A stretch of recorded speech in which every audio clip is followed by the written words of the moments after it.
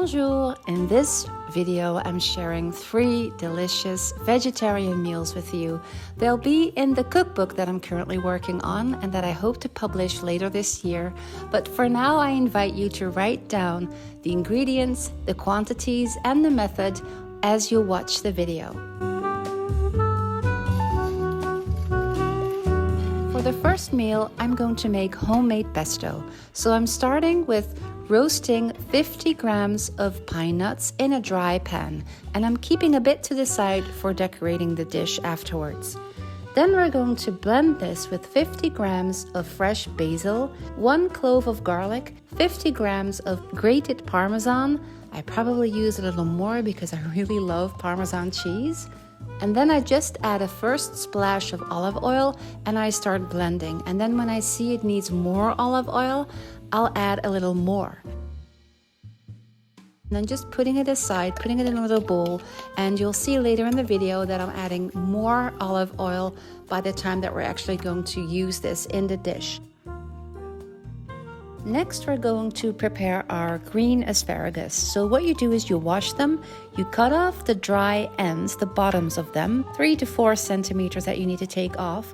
Then you cut the asparagus in big pieces, and we're just going to toss these around in a little bit of olive oil. Sprinkle salt and pepper over them, and we're just going to cook them on a fairly high heat until they're a bit softened. You don't want them to be completely soft. They need to have a little bite. These were about 500 grams of asparagus. I'm putting my asparagus in a bowl, and next I'm going to fry 500 grams of mushrooms the same way. Just chop them up, a little bit of olive oil and a little bit of salt and pepper. While the mushrooms are cooking, they're going to give off their liquid, so I'm leaving some time for that to evaporate. Meanwhile, I'm cutting about 300 grams of cherry tomatoes in half to make a very simple salad as a side dish. And I want to use one of the oils. I had this beautiful gift from one of our guests with really good quality oils. It's a bit tricky because my smell and taste are still very distorted, but in my head I can totally see how pistachio oil will be really good with the raspberry vinegar that I'm using for the salad. I am adding some mozzarella cheese for a little extra protein and just putting some salt and pepper over all of this, mixing it up, and that is going to be put aside, all done, while we finish the pasta dish.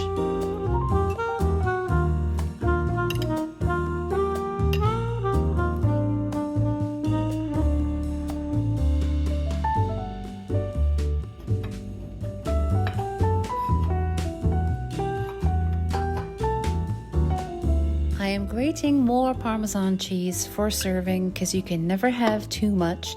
And I'm adding more olive oil to my pesto because I realize it will be easier to mix with the pasta. So that is all done. Now it's time to cook the pasta. I'm just using fresh pasta from the store. I'm just, while the pasta is cooking, heating up my vegetables. So I put my asparagus and mushrooms back in that same skillet. And while that's heating up, I am grating a little bit of lemon zest. So now let's make a beautiful plate. In goes the pasta. It's probably a little too much, but I really love pasta. On go the vegetables, and now I'm adding 2 big tablespoons of the fresh pesto. We're mixing this all together, sprinkling over some of the leftover pine nuts, lots of Parmesan, of course, a tiny bit of lemon zest, and then a few fresh basil leaves, and it's all done.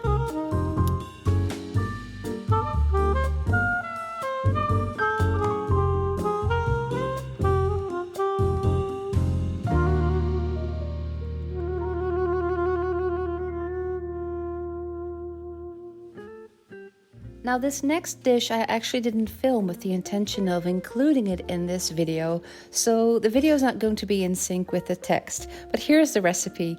You take a big pan with a very thick bottom and you put about 30 to 40 grams of butter and a splash of olive oil in there, and then you add 1 finely chopped onion.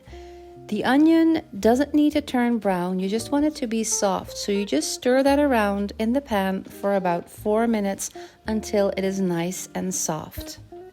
Then you add 300 grams of arborio rice, stir it around, and you'll see that after a while, maybe 2 to 3 minutes, the rice becomes a little translucent. And this is when you start adding vegetable stock. I always prepare about 1200 milliliters of vegetable stock up front so I have it at hand. And I just use vegetable stock from cubes. So you'll add a first batch, just enough to cover the rice, and you leave the rice to absorb all this liquid, and then you add another batch. And you keep doing this until the rice is cooked, which should take about 20 minutes. While this cooks, we're going to prepare our zucchini. If I make this for 4 people, I use 1 medium-sized zucchini per person. I'm chopping them up roughly. We're going to blend these afterwards so they don't need to look nice. And I'm going to fry them in a little bit of olive oil for just a couple of minutes. And then I'm adding a splash of the vegetable stock, maybe around 150 to 200 milliliters. And I'm covering this and I'm leaving this to simmer for about 10 to 15 minutes. So after about 10 to 15 minutes, they should be soft.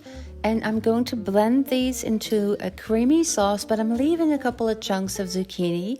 And by this time, your risotto should be just about done. So you're adding the blended zucchini to your big pan of risotto, and you're just stirring that in. And now it's time to add the final bits that give a super boost of flavor to this dish. And the most important ingredient to me is truffle oil. I use this one because I've noticed that a lot of truffle oil that you can buy actually does not contain real truffle. So I'm always looking for one that is made with real truffle, and this one is. You're going to stir in about 40 to 50 grams of butter, 50 to 100 grams of Parmesan, and about a teaspoon of truffle oil. You stir this all in before you serve. And then on the plate itself, I always serve a little extra grated Parmesan. If you have them, some fresh basil leaves, and I always put plenty of extra truffle oil on mine.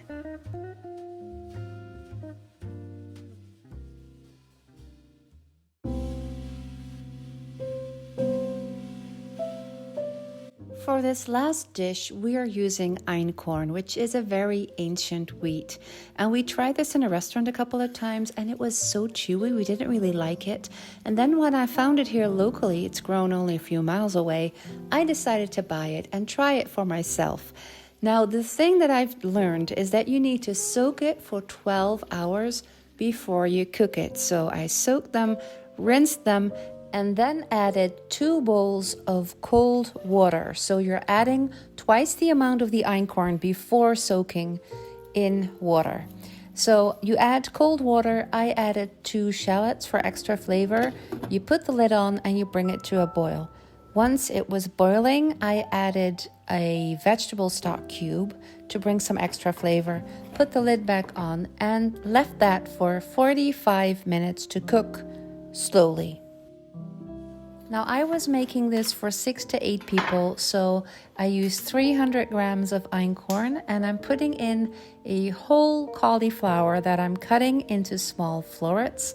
Next, I'm also adding a can of chickpeas that I rinsed beforehand. I'm adding some oregano, a really great amount of pepper and some salt, and then sprinkling over really good olive oil. And I'm mixing it all. I'm just using my hands to make sure everything is mixed and covered in oil.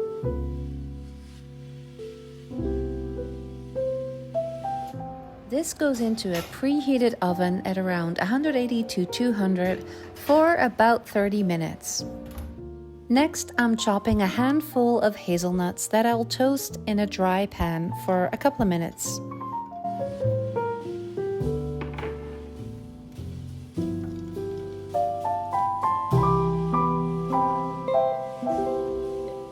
Some greens to this dish, we're just going to take about 300 grams of spinach, and I'm using a dry pan. I'm putting it in for only maybe 1 or 2 minutes just so it shrinks a little bit. I'm removing the shallots from my Einkorn, which looks absolutely delicious and soft and creamy. And I'm taking my cauliflower and chickpeas out of the oven. They look perfect as well, so it's time to put everything together.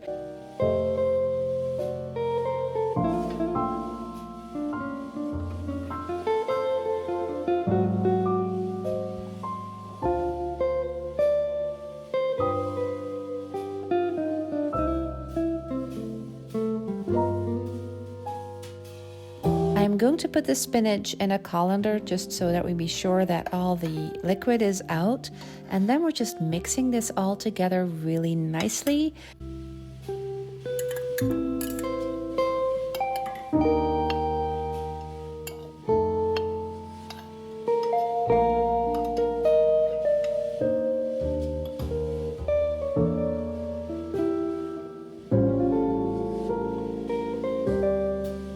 It is not in the video, but I have drizzled over the juice of one orange, and I've also added about 400 grams of real feta cheese to the dish that you don't see me film either, but it is in there and it gives this wonderful salty flavor.